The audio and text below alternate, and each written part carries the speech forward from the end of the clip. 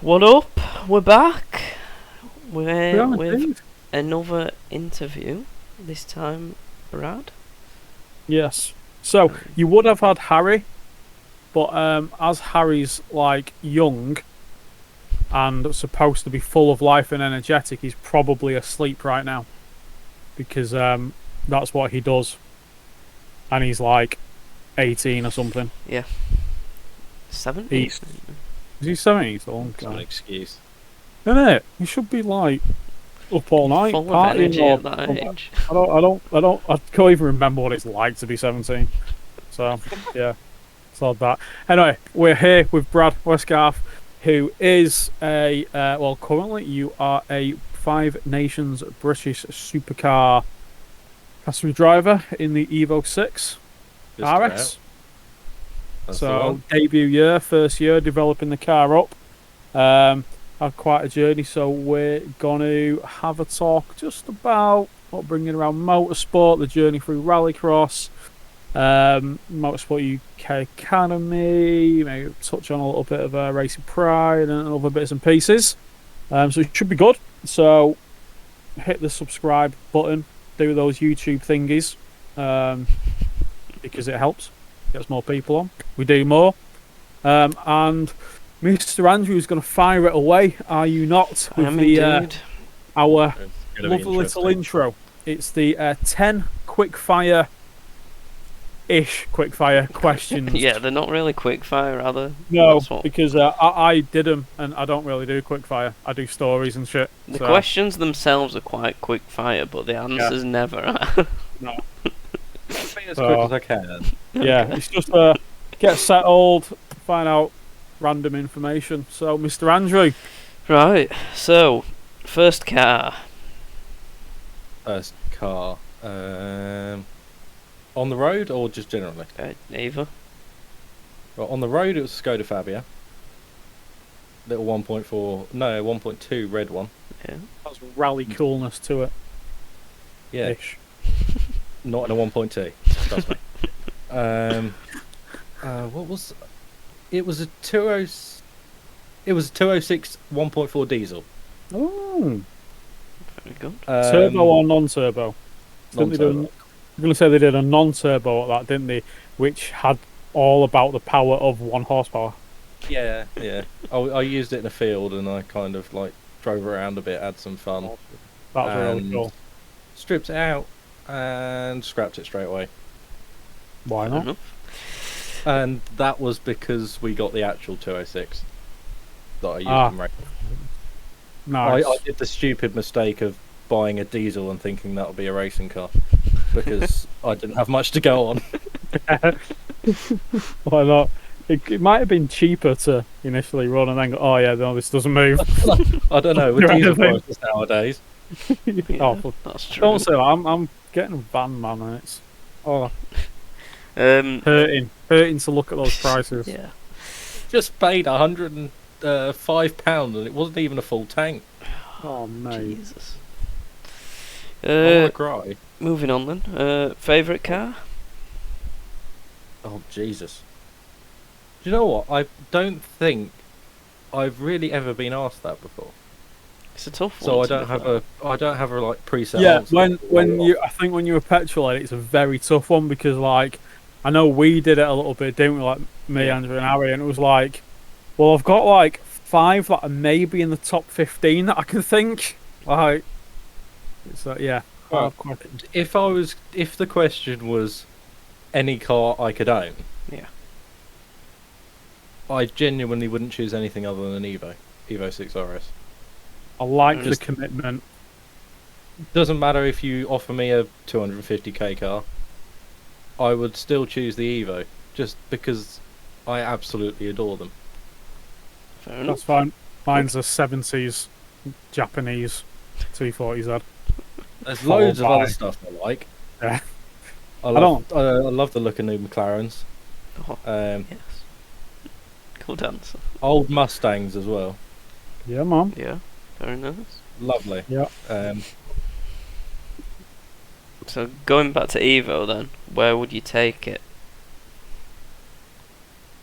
Um, track, road, country, whatever you want.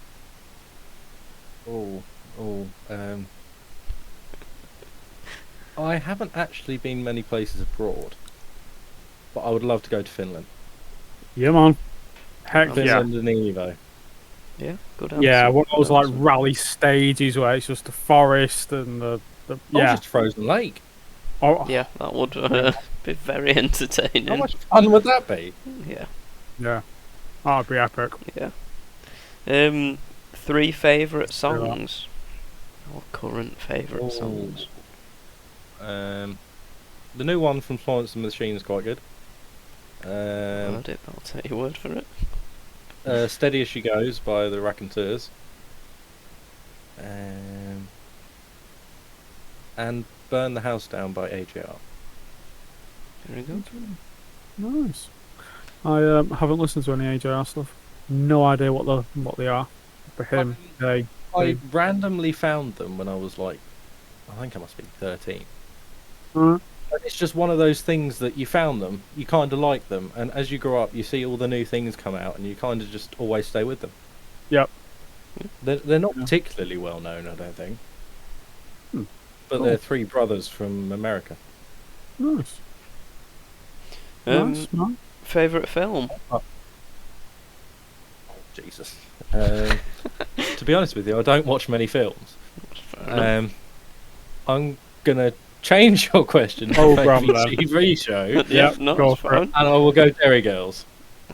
That's yeah, I absolutely Fair. love Derry Girls. fair shout. Particularly because when I was in the Motorsport UK Academy, one of the people that went there as well was this Irish girl, and she was lovely, amazing, but there was a few things that she just couldn't do.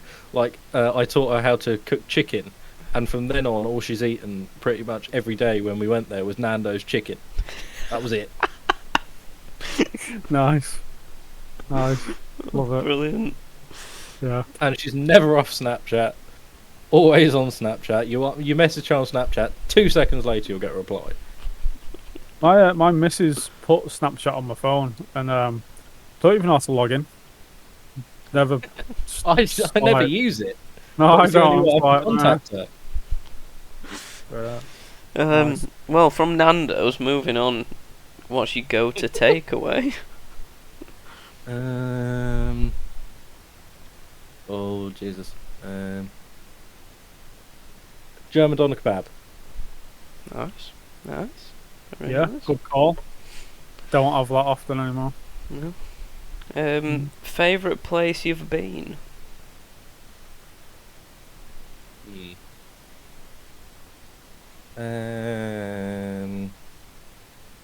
Portugal. Fair enough. Very nice place. Nice. We yeah. stayed in a villa in Portugal for 2 or 3 weeks as a family. Yeah. And there was a go-kart track nearby. Nice. Yeah, man. And it was like, I think I'd just turned 13, so I was just old enough to go on all the big go-karts. And Yeah, man. out there, health and safety was a little bit lax. Yeah. Happy days. Place that you want to go?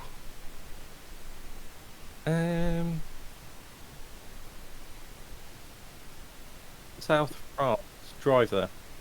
Yeah. Drive to South France and spend a few days there. Yeah, good call. Only during the winter, though, because otherwise it's too hot. Yes. And then another hobby other than racing. That's going to be a hard one to answer. I saw pretty your much all I face do. then. You're just like, Yeah, like, ask any racing driver or someone who's just obsessed with motorsport, like, You don't have time for anything else. yeah, true. Especially you now, flipping heck, got into bloody supercars. I can't include a job as a hobby either. That's kind of a rubbish answer. I don't know, a few games. We'll take it. Few games. Like, If in it's the not driving cars, it's building them. Yep. That's fair enough. I like it. and then finally, one fact we wouldn't guess about you.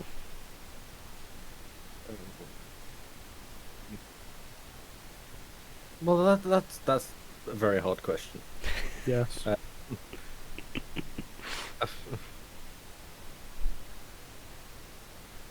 I'm blank. Everybody goes blank on that one, don't they? Yeah. And then all of a sudden, like halfway through, they'll remember someone go, "Oh, right, I've." Yeah. No, that's cool. Very nice.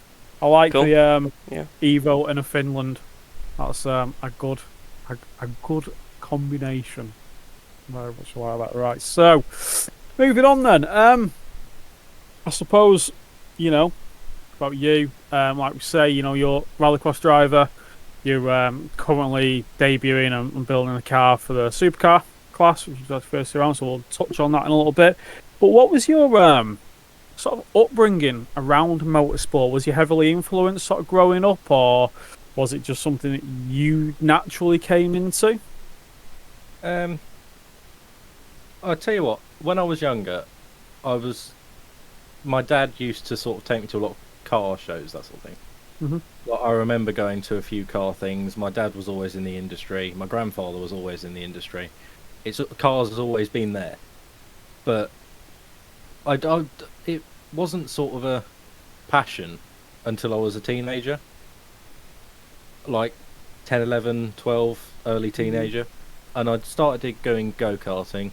I loved go-karting, and I remember asking, I think it was my dad and my grandfather, quite a few times, how old do you have to be to buy a car? How old do you have to be to buy a car? Just like every time I saw them, that was the first question I asked them. Am I old enough yet? Oh, PC's running out of battery. But other than that, getting the car came in when I went to France. Okay. And we were on the go-kart track. You probably heard the stories because it's been on quite a few interviews by now. But went to France, went to the go-kart track, wouldn't leave until I beat the monthly record. Nice. Or time set. And I finally beat it. No one else there. Everyone else was very salty because they're regulars. And yeah, because to them, there was all these people that went to this racetrack all the time, raced it, and then this 14-year-old kid came along, beat them all, and then fucked off. Sorry. What are you doing here? How dare you? Yeah. That's just how it was. And then my granddad chirped up with the comment, "You're quite good at this. Maybe I will get you that car." And then it went from there. Nice. Fair enough. So because obviously you work with your granddad doing the campers and building some absolutely beautiful stuff there.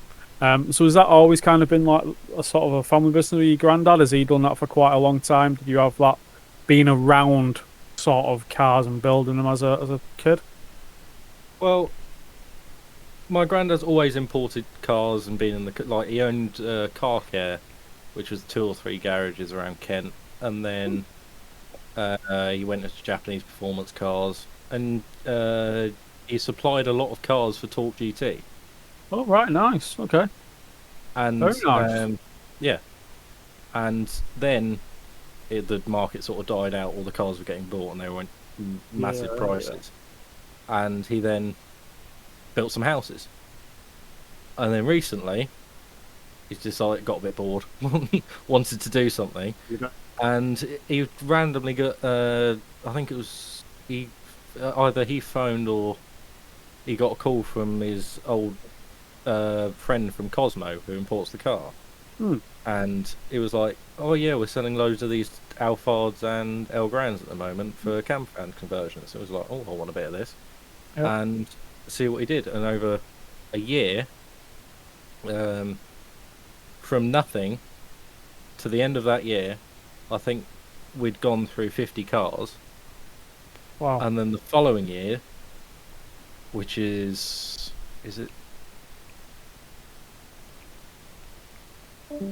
Oh. His laptop's died. I'll pause. We'll pause. Yes. Right, we're back. We're back. Technical glitches. It's all good. So yeah. So we're talking obviously about the camper vans then, and obviously, so your granddad had kind of gotten in the space of a year. You were saying you'd like 50 sort of campers with that, and then it just progressed and progressed. Yeah, and from doing 50 in that first year, we now on like 150th car. Mate, that's awesome. So how long's it been running then? Like, I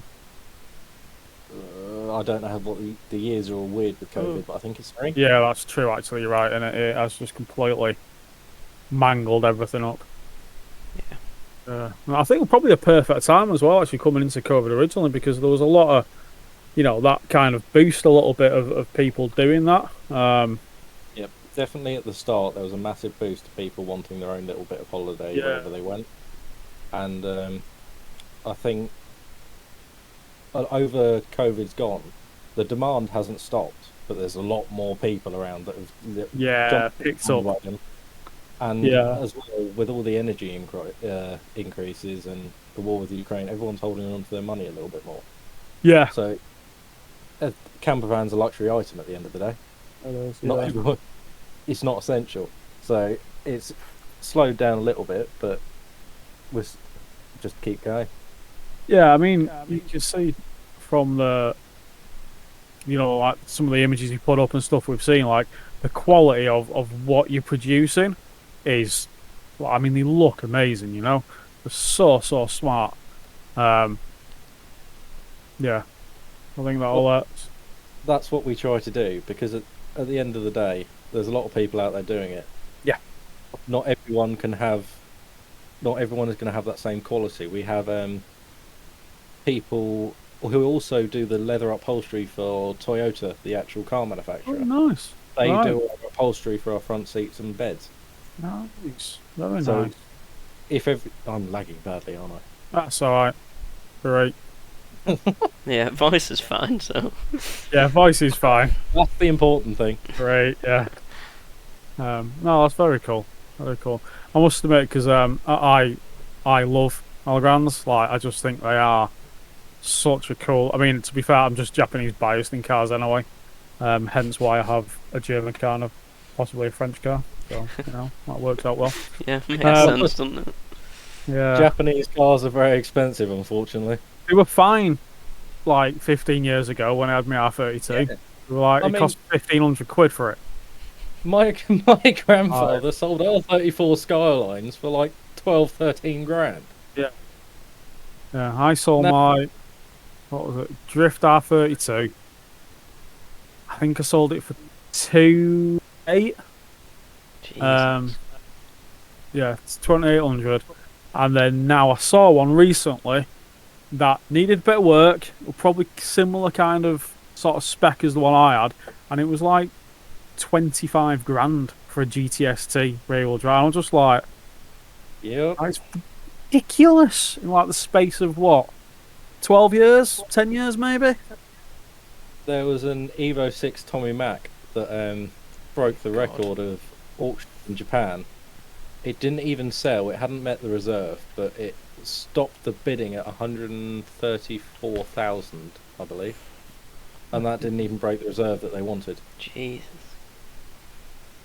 Bearing in mind it was a 6 Tommy Mackinnon with like 18,000 kilometres, but still. Flipping heck, that's insane. Yeah. Yeah, I don't know. It's should have never got rid of that Skyline. Oh well. Hindsight's a beautiful thing. Yeah, and it just. Oh well, fair enough. Yeah, so moving on from the depressing cars that we no longer have. So you went into Rallycross. So was that, other than obviously the karting, was that your first real sort of motorsport? Yeah, pretty much. My dad's friend Darren Clark, who did Super Nationals, and I think it was I can't remember what it was called back when he did it, but he raced and he won it once, and my dad obviously went with him all the time, and rally has always been what I saw, and a lot of the other disciplines, to be quite frank, are very, very expensive. Yes, true. You can get a rallycross car, build one yourself for probably about 4 or 5 grand, and buy one for about 2 or 3. And compared to other disciplines like F4, they want 100 grand a season. And who has money for that? Jesus. That's it. No, I certainly agree with that. I think obviously you can go to extreme levels and the kind of level you're getting at now, where it's like, you know, the budget has to be significantly increased. But like you say, you know, the production classes and the other bits, like you get some very entertaining racing, some very close racing, because you just don't have the distance to actually get away. And you can do it. Yeah, by keeping most cars almost standard, they're all so close to each other in terms of performance. Yep. Like, it's just such a close racing sport where if you get it wrong, a little bit of contact isn't the end of the world. Mm-hmm. If you went hitting people on a circuit race, I think you'd be black flag pretty quickly. Well, yeah. Yeah. It can get a little bumper carish, I suppose. I remember one race I did in particular. It was in the 206. It was at Pembury, and it was the first round of the 2 rounds. And obviously, Pembury, you can go both ways. Now, someone obviously hadn't got the memo, because we went straight on, and the leader cut across to go across the track. Yeah, it was Lee. Lee did it. He was in, Lee Keeley, because that was when he had his Saxo. No, because that must have been another time. Because right. All the cars in this race were 2 litre. Oh, right. Yeah. I think I can't remember their names, but it was like, I know that a Civic. No, it was a 306 went across, and then the 2 Civics, me, and it was one other car I can't remember. We all just everywhere. There was 3 people on the grass, and 1 car went through, and that's just how it is. Yeah. Making me feel really confident when I do Pembury, finally. I'm gonna go, hang on.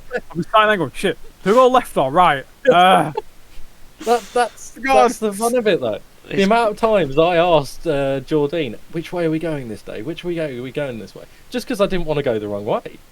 Yeah, no, it is actually. You didn't come Pembury with me, did you, Andy? No.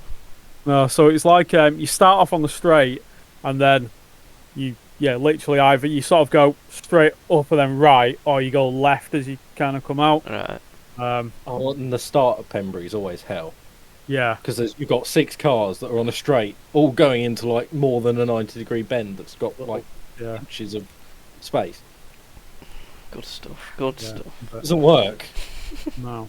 Apparently, I was chatting with Jamie McBain, and they obviously made some changes, haven't they, this year onto the current Pembury track. Obviously, the old Pembury track was totally different, and it's supposed to be a lot faster. You were saying you get some really, like, you get some. I think they've done some the Joker entry, Really? changes around that. I haven't actually seen the changes. No, there was a post, but I was kind of hoping that it was going to be tight and twisty, because that's where the Evo shines. Because I remember the infield of Pembury was very, very, very loose. Like, you go 1 metre too far to one side, you're going about 10 metres further. Yeah, there was some right. Yeah, right. But there was always one line you could take around Pembury. You tried anything else, you didn't get through. Right. Yeah, if there's so many times you could see the leader had gone that little bit too wide, hoping to extend the gap, and he was about on the grass over there, and all 5 cars piled through. Yeah, it's well, my first time Pembury last year. Yeah, that little bit too wide, and I was over there spinning my wheels at about 70 mile an hour. The wheels were going. I was going about 2. Yeah, nice. It'll be yeah. I'll check with Jamie again what in fact, if anybody's watching actually the changes, let us know. We'll have to I'll get on there, because in fact, is your next round Pembury? Yeah, it will be, won't it? 2 weeks or 3 weeks, one of the 2. Yeah, something like that. Very nice. And then Ireland's 3 weeks after that. Oh yeah, have you ever done Mandela? No. I don't know. That'll be it looks a good track. Looks like from what I've seen with the Irish ones, like it. Yeah, I mean, I haven't done a lot of research on it yet, so I wouldn't be able to tell you every single thing on it. But yeah, I mean, get some inboards. yeah, what I usually do is a few weeks before I would just sit there for a night and look at as many inboards as possible, because you see, and especially in loads of different cars, Yes. different people take tracks differently. That's just the way it is. Yeah. No, I must admit that's what I've been thinking with, kind of coming up, and so Pembrey will hopefully be like the first. So I'm just bookmarking any inboard I can find, just so I can remember to watch it, because watching it from the sides totally different to like when you're gonna be in there. So are you doing the BTRDA? Yeah. There. Yeah. Well, fingers That's crossed. what I hoped, anyway. Hope. Fingers crossed. Finances dependent. We're trying to get there. Well, in a production Saxo, that first long bend, going either way is going to be a massive pain for you. Yeah. It is hard for those two-wheel drive, front-wheel drive cars, because either you go around that corner, and the back end just wants to come out the entire way around, just wants to do a 180 on you, or coming out the long corner the other way, you're just wheel spinning off to the grass into the distance. Yeah. Yes. You've got to be really, really light on the throttle. I shall try to remember that, but I'm pretty sure the nerves will just make me plant it and just wheel spin for days. So Yeah. I'll be right. It may feel faster, but trust me, you're going. That's The wheel it, spinning mean you're going fast. Yeah. I'm going, woo, really quick, speedo's up here. Oh, the cars are over there. Damn, got it. Yeah, I suppose linking on that, then obviously you started out in the production in the 206. Was there a particular reason behind getting a 206 then? It came up for sale. It was cheap enough, and we didn't even realise it was 2 litre until it was on its way. That's Awesome. the truth of it. Love it. I thought it was a 1.4, 1.6, and then it was like halfway through saying we were going to get it. It was like, oh yeah, it's 2 litre, and we were like, oh, well, that'll be fun, won't it? And we got a 2 litre. Nice. And it was actually really nippy for what it was. Mhm. The engine in it, we always said the engine was the best thing because it wasn't built by the French. It was built by Lotus. Oh, there you go then. Quality engineering. It was given to Lotus to spruce it up a bit. And I think at the end we got 193 horsepower, which is not bad for that little 206. Yeah. Yeah, Of course, the Civics had like 210, but they're Civics. Yeah, true. I'm always surprised when I see the Civics how big they look. Especially like next to like the Saxos or the C2s and what have you. Like They're making fake battering rams. Yeah. Yeah, the big lumps. But then they have got that. In front of the Saxo, and they will just not be able to get past you. Oh, yeah, size wins. Size and Yeah. weight wins, definitely. Yeah, it's yes. So did you race then when you had just 2 litres and just 1600s, and obviously when combined as well? How did you kind of find the difference in them? There wasn't many 2 litres when I was racing. I don't know how many there are now, but when I was Not a racing, lot. I think 4 or 5 consistent. Yeah. Maybe we got a 6th one sometimes, but other than that, so you were mixed in with the 1600s quite a lot. And the only downfall of that 206 was the gearbox was so long ratio. It was for circuit racing, not rallycross. Yeah. Okay. And you could tell the difference because off the line, the Saxos were just gone, and I was still like climbing through first and second gear. The Civics as well, they have long ratio gearboxes, but they just had more power. Yeah. Yeah. Even at that sort of power, an extra 20 horsepower is like 10%. That's it. Yeah, it's a lot. Yeah, a big difference. Yeah. But Yeah, it was fun and a good place to learn. Yeah. I obviously had my mistakes, and sometimes it didn't go well because I never did juniors, so it's basically my learning space.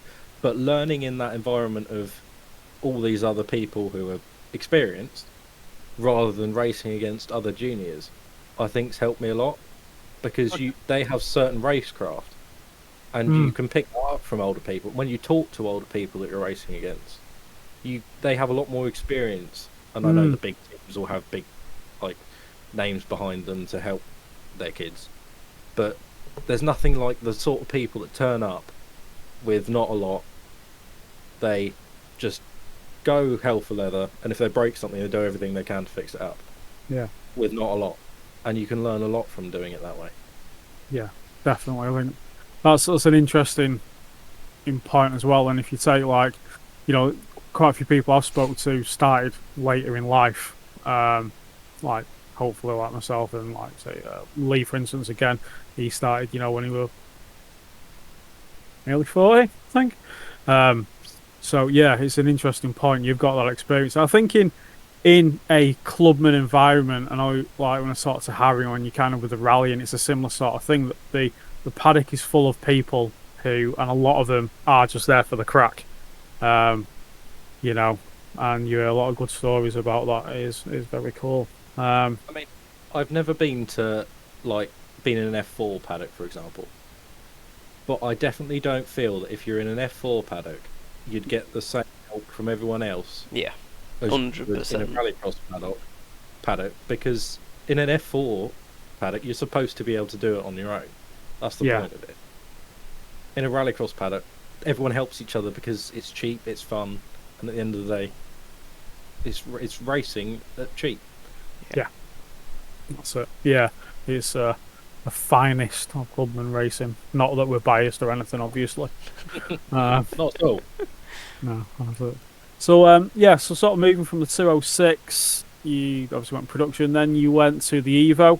What was the thought behind that? Was there any thought? Was it just like, why the hell not?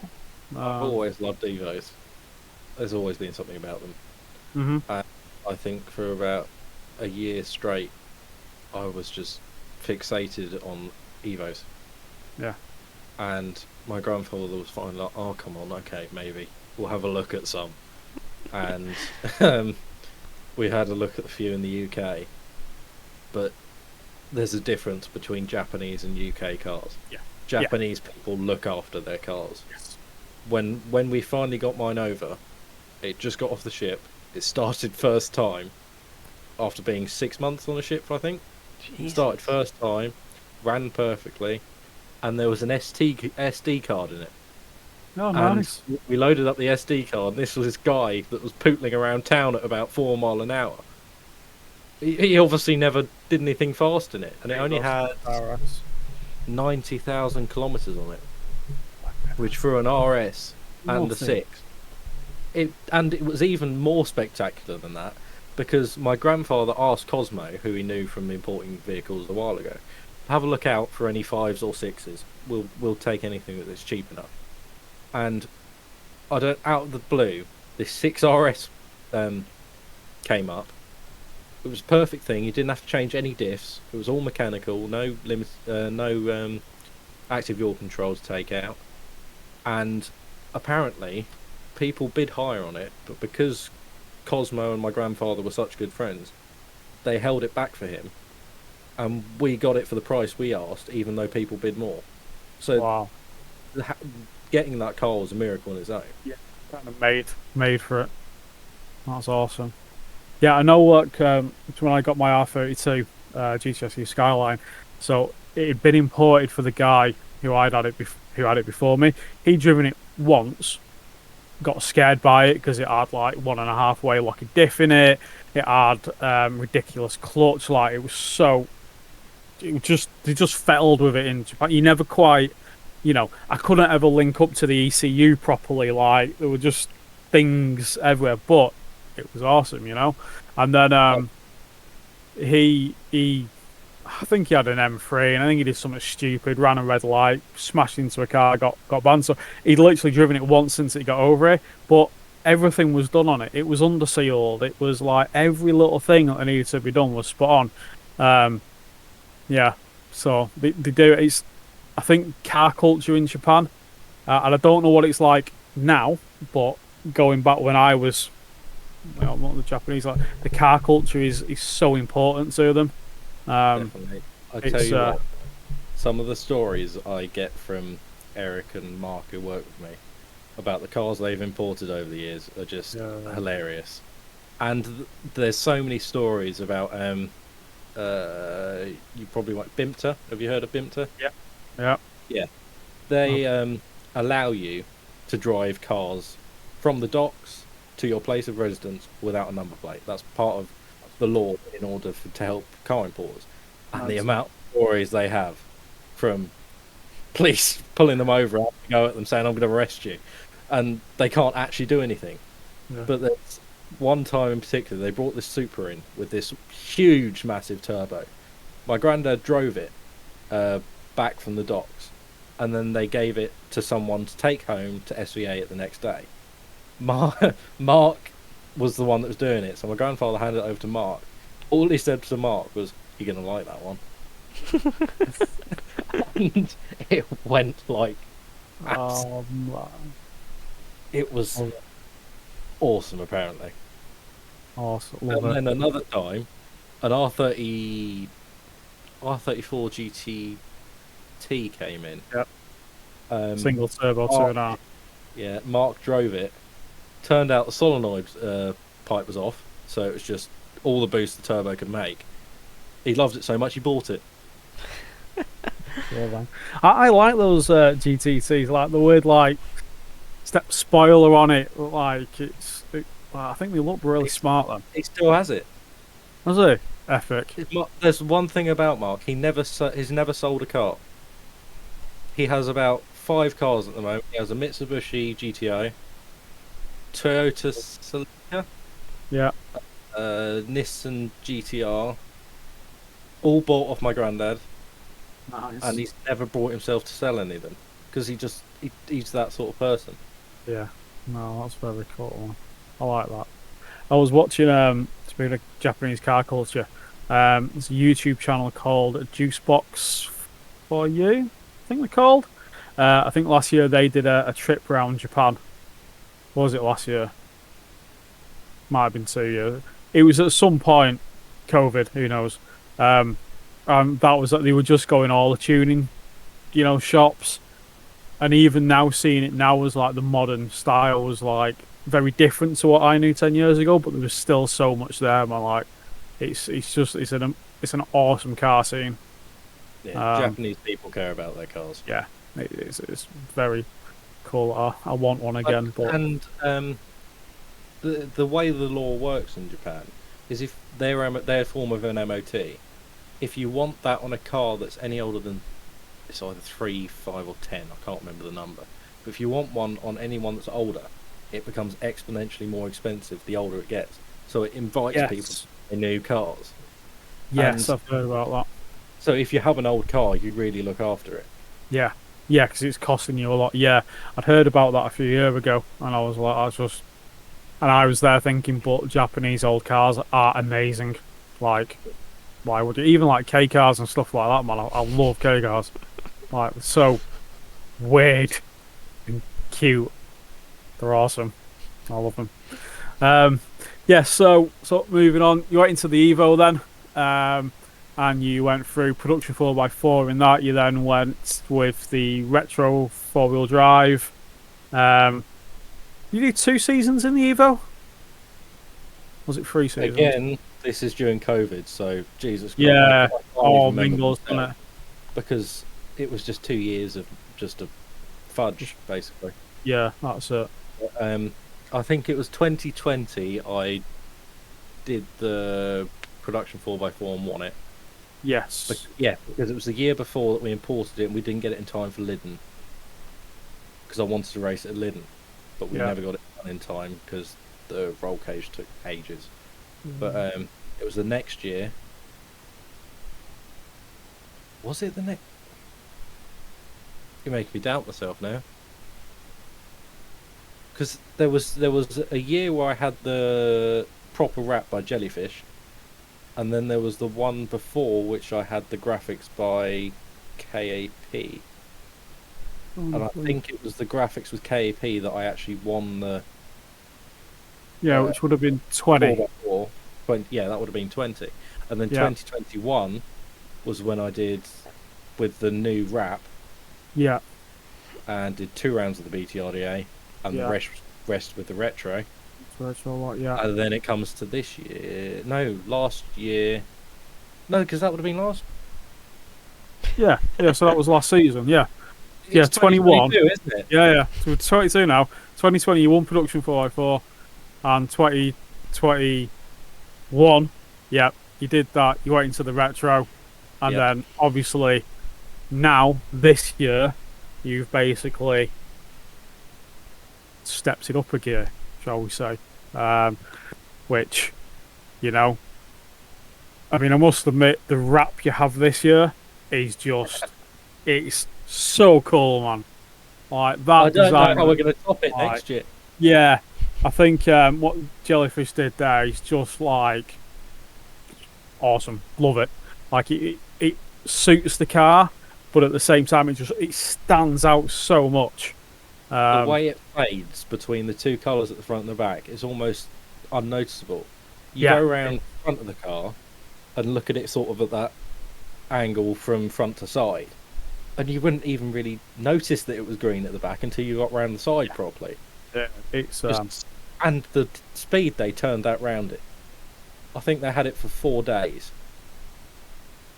Yeah, because we were talking, weren't we, about it when like they were doing it, and you were like, I was like, what have they done? Like, how was it going? And like, yeah, absolutely awesome. They kept sending me like little photos to tease me and annoy me. But when I got there, I was just in awe. Yeah. And then I had a bit of fun with the wheels. I didn't want them to be just black because that's a bit boring. Yeah, totally. And orange on both would have looked a bit weird. Green on both would have looked being weird. So why not have a bit? Yeah. I think it's very Japanesey as well. You know, like that. You know, I think when I looked at it, I was like, yeah, that's a bit of me. That is. It's been described as a box of candy by someone. Yeah, that'll do as well. It's awesome. I really, really do like it. So, what was the motivation behind going to Supercar, as other than it'd be epic to get there? Obviously, it's a big jump and a big journey. Yeah, well, in racing, when you start getting 20, it starts getting old. It sounds crazy, but the big headlines are from people who have a 1 in front of their age. 1, 8, 1, 7, 1, 9. They're all 17, 18 and 19, 16 junior Ginettas. And when you're a young racing driver, you don't have a lot of time before you lose that appeal to someone else who's younger, if that makes sense. So it was sort of a race to get into a high level championship in a way that we could afford. And that's what it ended up as. Because when I was at Motorsport UK Academy, I was one of the oldest ones there. Right. Because I'd already had a year at a different college. I dropped out of A levels to do a motorsport course to learn more about cars. Yeah. And I'd already done a year there, so I was a year older than most of the other people there. And these people, like, I went to college with Abby Pulling. I went to college with Casper Stevenson, Gordy Much. And these people were a year younger. The amount of exposure they got. Yeah. Crazy. Yeah. Yeah, I never thought of it like that. You don't really think of it like that from an outsider, but what headline rings more? 19-year-old supercar driver or 20-year-old supercar driver? I suppose that's actually, if you look at Harry, for instance. So Harry, 17, you know, and when their setup is either the youngest or one of the youngest crews, rally crews like ever. and then you take you with doing the East Ride and stuff like that. And there has been a lot of attention because of his age. Yep. You know, and he doesn't have, like yourself, you know, he doesn't have ridiculous money behind him. You know, but normal working people trying to do what we do. So, and like you say, and that's kind of with him now, like when we've been talking about ideas and future projects and things, like there is that element, actually, you're right, that there is that age, let's jump on it sort of thing. Every sports has it. Even if you look at football, they're always obsessed with the person coming through. Yeah. Right. Once they get too old, they have to be good enough. Yeah. Whereas when you're younger, you have a bit of leeway because you can learn. But what stops you learning a few years later? Glad you put that last bit in there to make me feel better. Yeah. I try. I do my best. Cheers, mate. Because I don't have a one in front of my age anymore. Not for a long time. You don't even have a 2, so... Behave, you, young'un. Respect your elders. What they say. Yeah, no. So, yeah, obviously, so... Off-season, you're waiting to developing that car. You know, like, what kind of... I'd imagine it's a big difference to when you've done it previously. There was budgets, there was, you know, these sponsorship, or brand partnerships, you know, there was a lot more. So what did you find you had to approach it differently? Was you, you know, what was the kind of the aspects of preparing for it, treating it maybe more business-like, or was there anything like that as you were kind of getting up there? I tell you what, the hardest thing to grasp was my grandfather being busy with the business. He was just doing everything with the business, he was keeping it running, which meant I had some money to spend on a race car. But then all that, I'm not the person that knows everything about cars. I know enough to fix something if it goes wrong. But when you get to supercar level, the amount of research, the amount of just things you have to find out from people in order to anything running.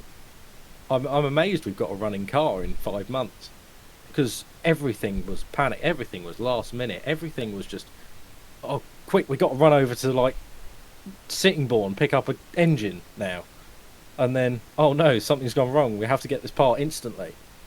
And I mean, without my grandfather running the business, without Eric having his all godly knowledge on Evos altogether, and then without Mark being there to help me do it when it was late, the car would never have got finished, because I just don't have the experience in this sort of thing to do it myself.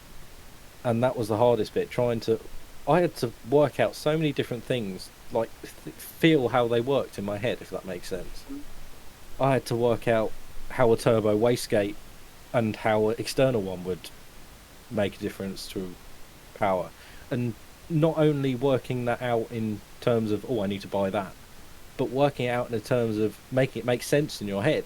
Yeah, that was a steep learning curve, because before it was just the car's already running, I know what the car does, it always seems to work, we can just work with that.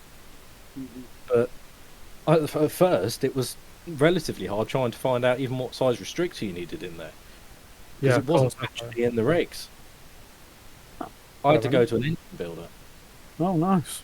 In the regulations, it only actually says fit restrictor to class or something. Right. I could not find for the life of me the size of it. What is it? Because something in my head's saying me 32mm. 32mm, you wouldn't get more than 300. 45. 32mm is for Group A or Group N. That'll be what I've read somewhere then.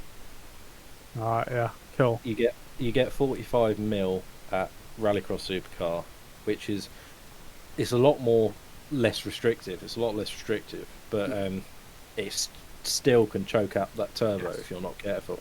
Yeah. So it's all well and good trying to get 600 horsepower, but if you're getting 600 horsepower with a turbo trying to effectively run 3-bar boost, it's not getting near that. You've got big problems, and you can have a spindle out the exhaust. Yeah. Yeah, that's it. You are pushing.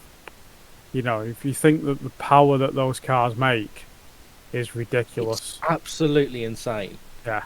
Through a gap like 45 mil, can't be much bigger than that. Yeah. You've got to get all the air in through that gap. In a 2-litre engine, Yeah. and I've stock frame turbo on there, which means the turbo's right next to the radiator. The amount of heat that's expelling as well. We've got 2 heat shields and a turbo blanket just to stop the radiator overheating.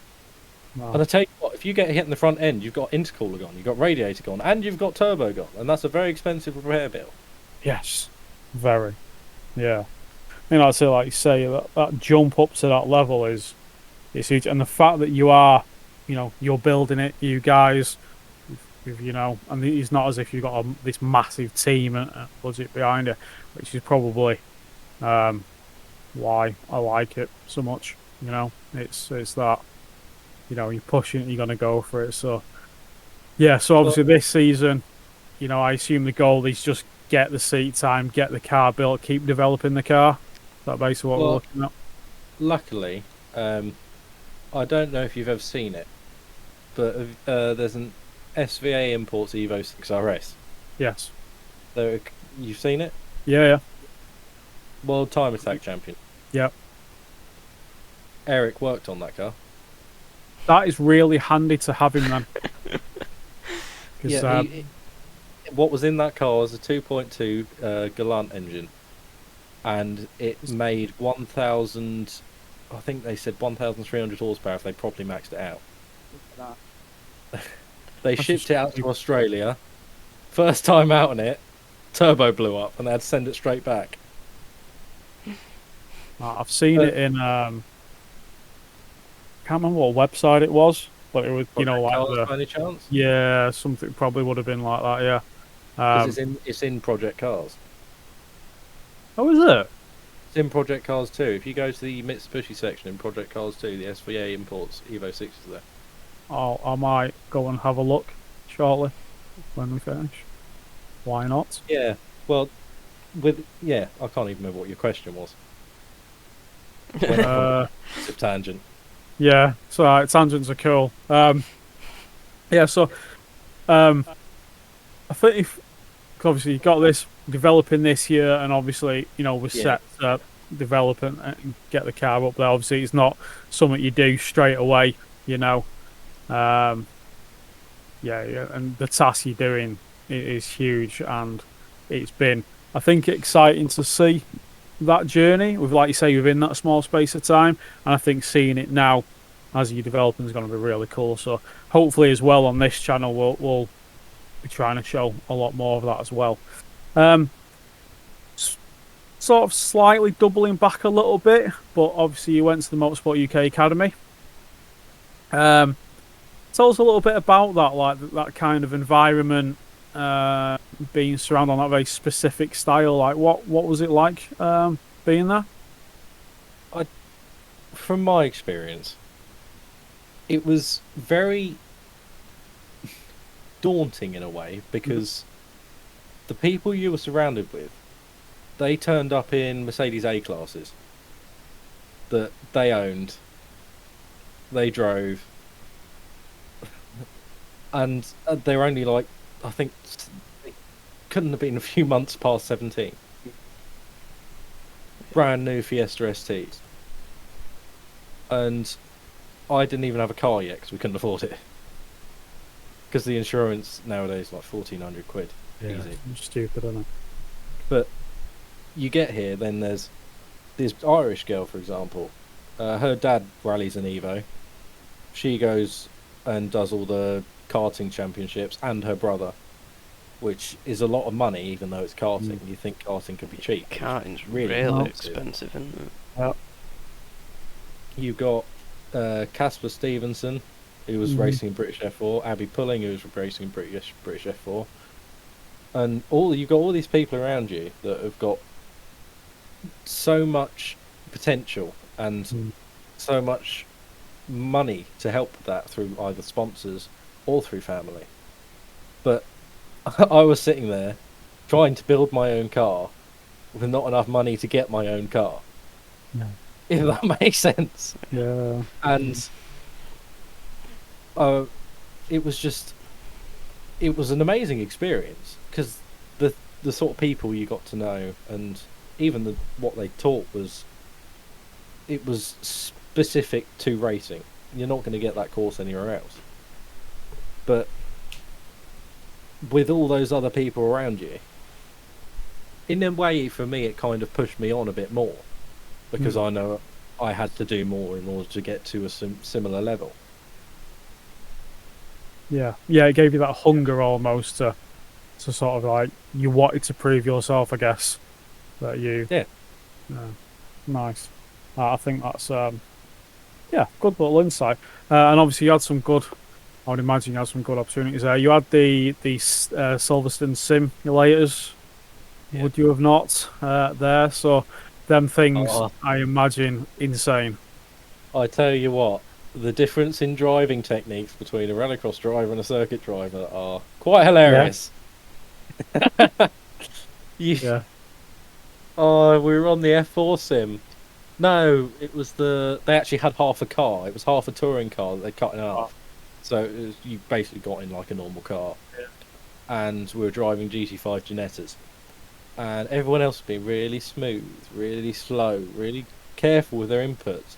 And the instructor was just looking at me as I was like jolting the steering wheel to get a movement from the car, and then letting it follow through like that. And he was like, I've never seen that before, actually, but it's not doing that bad, so I guess keep doing it. Because it was a completely different thing to what they teach everyone.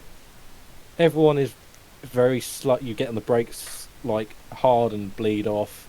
You turn in very slowly not to unsettle the car. Whereas I was purposely jolting the steering wheel, unsettling the car, getting that little bit of slight, like it was Donington. It was the first corner in Donington.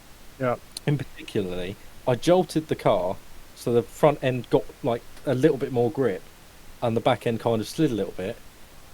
Pushed it out that way, and even going through the curve going down, I'd jolt the car sideways. Oh, Jesus! To make think of anything worse than doing that. No, but it would make the car go sideways a little bit that you can correct. Yeah. Whereas everyone else was trying not to oversteer. I'm not saying it was the fastest way, because I wasn't the fastest person there. It was a fun way. But it's the way that I feel comfortable, because I know if you initiate that little bit of oversteer, you know to correct it. Yeah. If you don't know it's coming, you're going to have a bad time. I suppose as well with like, obviously with your rallycross, even though that was like front wheel drive, I imagine then, like that loose, the dirt, it is the tight track. It is a very different style than the whole way I feel about rallycross is you can try not to slide all you want. You're going to slide at one point. I'd much rather have initiated the slide myself and know what's happening than out of the blue, oh my god, I'm sideways. Yeah. Help me. I mean, it makes sense. It's a sound theory, to be fair. Yeah. I mean, won you a championship, so. Well, being in the 206, I was rather scared of going sideways. Mm-hmm. And I've had more crashes in the 206 than I have ever had in the Evo. Yes, they're completely different cars and they're different to drive, and one's a lot easier to drive. But the 206, I was particularly scared of going sideways because I hadn't had that much experience. So when it did go sideways, I was like, oh, I don't know what to do. I don't know what to do. And it's ended up one trip into the infield, one trip into a barrier. The only time I've ever crashed my Evo properly was Castle Combe. We're going over the rise. It was raining like anything, and there was a puddle there that I didn't know. And I span and like into the wall. That's the only time I've properly damaged the Evo. But ever since then, I've always adopted the theory that if I make it go sideways, I know it's going to happen. Yeah. Yeah. Well, it works. Yeah, it just makes sense, doesn't it, I suppose, when you think of it like that. Fair enough. Can't argue the point. So, yeah. No, that's cool. I suppose we're probably getting close to an hour now, so 59 minutes and 50 seconds. fair enough. We might be slightly over an hour. So I suppose rounding up. Obviously this season you linked up with like Talk GT and Link, Zoe B and all your other sort of people who are supporting you there, and obviously you are the first rallycross driver with Racing Pride, which I think is a very I suppose technically I am, aren't I? yeah. Just doing. You thought of it that way. Yeah. That's because when I saw you saying about it, like technically, Abby Eaton has done some rallycross events. If you want to be yes, fair enough. The first full-time rallycrosser. We'll say that. Yeah. Which I think's really awesome. To be fair, that it's and their expansion has been huge recently. I think, and obviously they're going into America. What they've been doing with that, I think, is really good. And I hope it continues to grow. And obviously anybody knows me. So and with this channel, it's all about everybody. So I think that's quite, in some ways, not necessarily, kind of a brave move in some ways, but just I think I know we've had a few conversations about that, and like I say, it's for me a lot of time it's having somebody growing up you can look to and relate to, and that I think is something that is a very proud thing so you can look back on as well, doing that, and I commend you for doing that. From me anyway, mate. So yeah, I suppose we'll wrap it up before it gets on. So you've got the 2022 season, Pembrey, 2 or 3 weeks, Mondello. Trying to remember the calendar. And is it back to Pembrey, then Lydden? Are you making it to the overseas round? Is that still good? That will I don't really know, but I hope so. We'll see a bit closer to the time. I wouldn't even be able to tell you the rest of the calendar because literally it's day by day at the moment. Yeah, no, that's fair enough. I mean, as we speak, the gearbox is in pieces. Yeah. There's parts on order. It's just come back from being steam cleaned. And what's the day today? 27th. I think that means not this weekend. The next weekend it's Pembrey, apparently. Best get a move on then. You don't need to tell me that. What for that? Yeah. Wow. Just trying. At the same time, we're trying to build camper vans. Yeah. We've got to sell camper vans, otherwise we don't have a car. Yeah, but that's if you don't have a car in the first place, you can't race. Yeah. Who needs sleep? It's fine.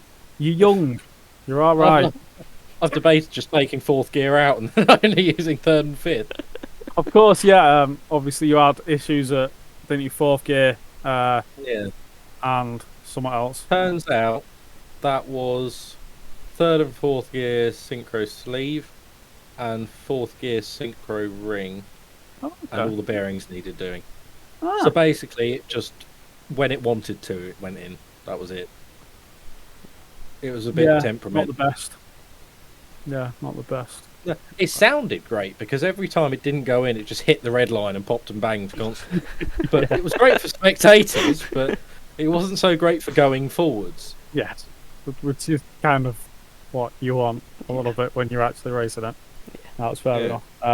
No, like I said, we're very much looking forward to that journey. And I think with me and Harry and when we speak, it's that whole, you're not going in a big team as well. It's, with the ground sheet held down by, I want to say brake discs, was it this Lydden? It was.